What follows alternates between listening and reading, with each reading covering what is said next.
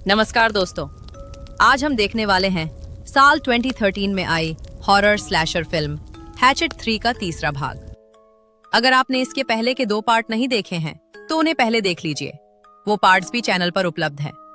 तो चलिए ज्यादा देर न करते हुए एक्सप्लेनेशन शुरू करते हैं। फिल्म की शुरुआत वहीं से होती है जहां हैचेट 2 की एंडिंग हुई थी।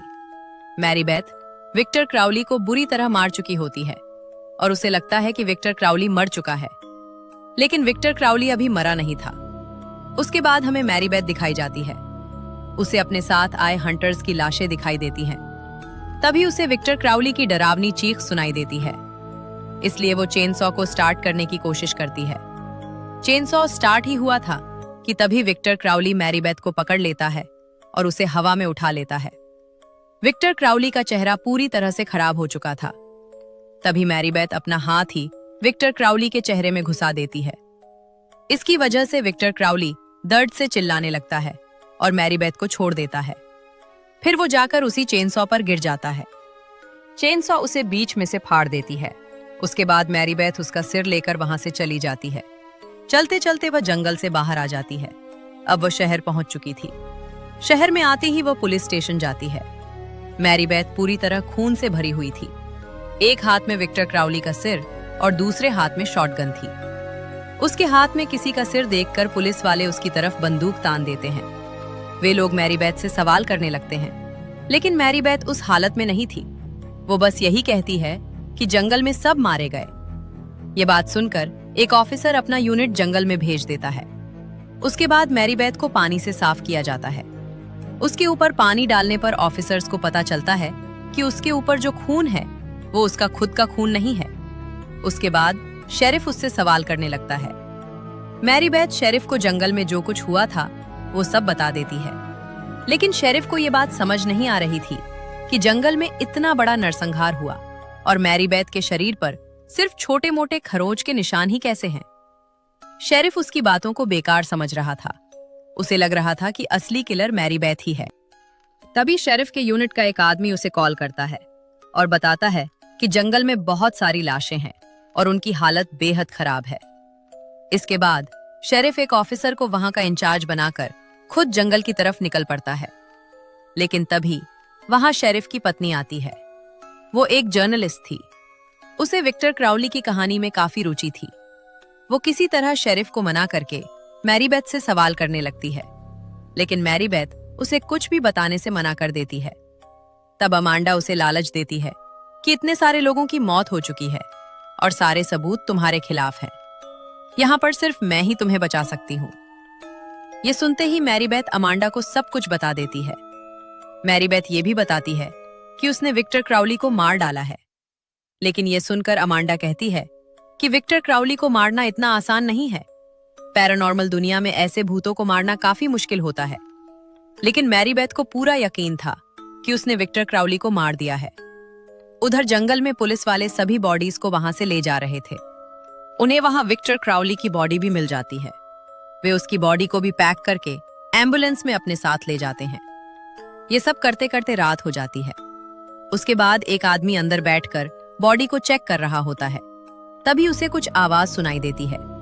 तभी विक्टर क्राउली आकर उसके चेहरे पर शॉक देने वाली मशीन लगा देता है और उसके चेहरे के चीथड़े उड़ा देता है। शोर सुनकर एक पुलिस ऑफिसर वहां चेक करने जाता है। तभी विक्टर क्राउली बाहर आकर पुलिस ऑफिसर की तरफ बढ़ने लगता है। वो अपनी पूरी गन विक्टर क्राउली पर खाली कर देता है। इससे विक्टर क्राउली नीचे गिर जाता है।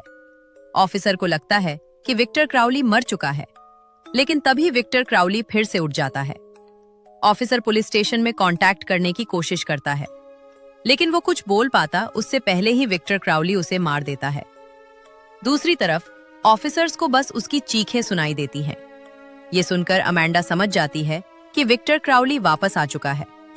अमांडा ऑफिसर से कहती है कि उसे पता है विक्टर क्राउली को कैसे मारना है।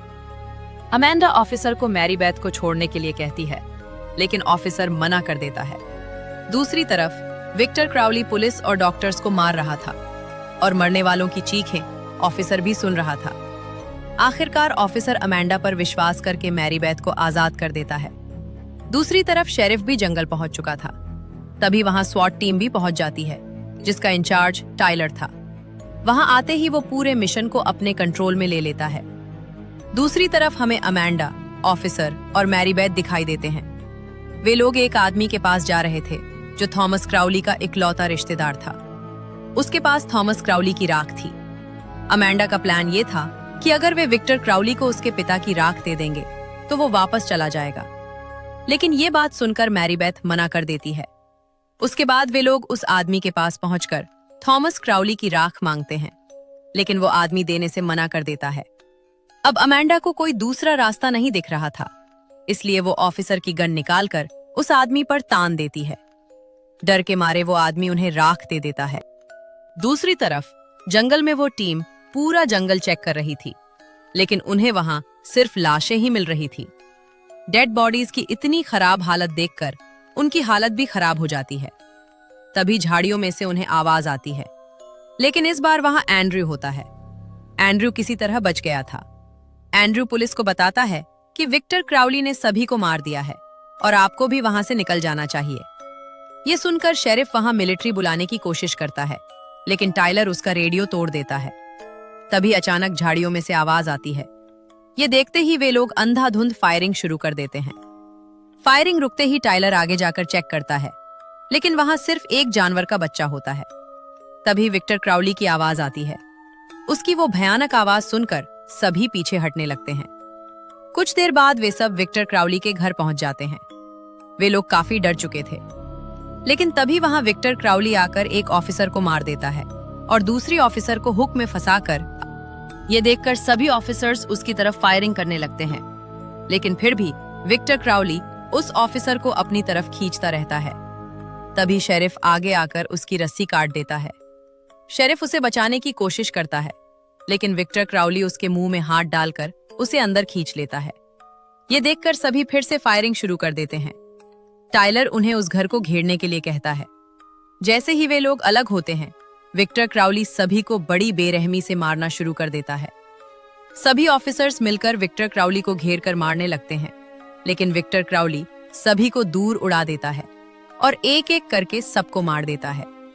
अब उनकी गोलियां भी खत्म हो रही थीं और उन गोलियों का विक्टर क्राउली पर कोई असर भी नहीं हो रहा था।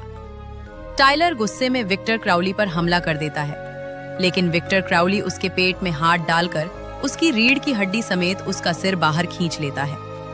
ये देखकर एक ऑफिसर उसके ऊपर रॉकेट लॉन्चर से हमला कर देता है। इसकी वजह से विक्टर क्राउली का पूरा घर तबाह हो जाता है। वो ऑफिसर खुश हो ही रहा था कि तभी विक्टर क्राउली आग में से बाहर आता है और उसका हाथ उखाड़कर उसे मार डालता है। मौका देखकर शेरिफ, एंड्रयू और एक ऑफिसर एम्बुलेंस में जाकर छिप जाते हैं। वे लोग एम्बुलेंस को लॉक कर लेते हैं। शेरिफ वहां पड़े रेडियो से मिलिट्री को बुला लेता है। शेरिफ मिलिट्री से कहता है कि उन पर कई गनमैन ने हमला कर दिया है। शेरिफ झूठ इसलिए बोलता है क्योंकि अगर वो विक्टर क्राउली के बारे में सच बता देता तो मिलिट्री उसकी बातों पर विश्वास नहीं करती। शेरिफ कहता है कि एम्बुलेंस में वे लोग सुरक्षित हैं, लेकिन तभी विक्टर क्राउली एक ग्राइंडर से एम्बुलेंस को काटने लगता है और उसमें एक बड़ा छेद कर देता है। एंड्रयू को अपने सामने एक हथौड़ा दिखाई देता है। एंड्रयू उसे उठाने की कोशिश करता है, लेकिन तभी विक्टर क्राउली उसे पकड़ लेता है। बाकी लोग विक्टर क्राउली के हाथ पर मारकर एंड्रयू को बचा लेते हैं। दूसरी तरफ अमांडा, ऑफिसर और मैरीबेथ विक्टर क्राउली के घर के पास पहुंच जाते हैं। अमांडा जोर जोर से विक्टर क्राउली को आवाज देने लगती है। तभी वो आवाज सुनकर विक्टर क्राउली वहां से चला जाता है, लेकिन शेरिफ अमांडा की आवाज पहचान लेता है। वो अमांडा को बचाने के लिए एम्बुलेंस से बाहर आता है, लेकिन विक्टर क्राउली उसका सिर पकड़कर उसका बुरा हाल कर देता है। ऑफिसर को शेरिफ की गन दिखाई देती है। उसे लगता है कि वो उस गन को उठा सकती है। जैसे ही वो गन उठाने के लिए आगे बढ़ती है, तभी विक्टर क्राउली उसे भी पकड़ लेता है। एंड्रयू डर के मारे उसकी कोई मदद नहीं करता, वो बस उसे मरते हुए देखता रहता है। दूसरी तरफ अमांडा विक्टर क्राउली को जोर जोर से बुला रही थी और तभी वहां विक्टर क्राउली पहुंच जाता है। अमांडा थॉमस क्राउली की राख मैरीबेथ के हाथ में देती है। विक्टर क्राउली अपने पिता की राख देखकर थोड़ा शांत हो जाता है। मैरीबेथ के पिता ने उसके साथ जो भी किया था उसके लिए मैरीबेथ विक्टर क्राउली से माफी मांगती है और राख को वहीं रख देती है। विक्टर क्राउली उस राख को उठाने के लिए आगे बढ़ता है, लेकिन ऑफिसर को लगता है कि वो मैरीबेथ को मारने वाला है। इसलिए ऑफिसर विक्टर क्राउली पर गोलियां चला देती है। ऑफिसर को लगता है कि विक्टर क्राउली मर चुका है, लेकिन तभी विक्टर क्राउली उठकर उसे बीच में से फाड़ देता है। ये देखकर अमेंडा वो राख मैरीबेथ की तरफ फेंकती है और कहती है कि इस राख को फिर से विक्टर क्राउली को दे दो, लेकिन तभी विक्टर क्राउली अमेंडा को भी मार देता है। आखिरकार अमेंडा की रिसर्च का अंत हो चुका था। विक्टर क्राउली उसका सिर ही उखाड़ लेता है। इसके बाद वो मैरीबेथ को एक पेड़ की टहनी में घुसा देता है। विक्टर क्राउली उसे मारने ही वाला होता है कि तभी मैरीबेथ वो मटका विक्टर क्राउली के सिर पर फोड़ देती है और पूरी राख विक्टर क्राउली के शरीर पर गिर जाती है। जैसे ही वो राख विक्टर क्राउली के ऊपर गिरती है, वैसे ही वो पिघलना शुरू हो जाता है। कुछ ही देर में विक्टर क्राउली पूरी तरह पिघल चुका था। मैरीबेथ भी वहां से आजाद हो जाती है और शॉटगन लेकर उसके दोबारा जिंदा होने का इंतजार करने लगती है। लेकिन इस बार विक्टर क्राउली जिंदा नहीं होता। मैरीबेथ शॉटगन से उसके बचे हुए शरीर पर फायर कर देती है और विक्टर क्राउली के चीथड़े उड़ा देती है। गंभीर रूप से घायल होने की वजह से मैरीबेथ भी मरने की हालत में थी। तभी वहां मिलिट्री पहुंच जाती है, लेकिन मैरीबेथ धीरे धीरे मर रही थी। फिर भी वो खुश थी, क्योंकि आखिरकार उसने अपने पिता और भाई की मौत का बदला ले लिया था। और इसी के साथ ये मूवी सीरीज यहीं पर खत्म होती है। अगर आपको ये एक्सप्लेनेशन अच्छा लगा हो तो वीडियो को लाइक, शेयर और चैनल को सब्सक्राइब जरूर करें। तो चलिए मिलते हैं अगली खूनी कहानी के साथ।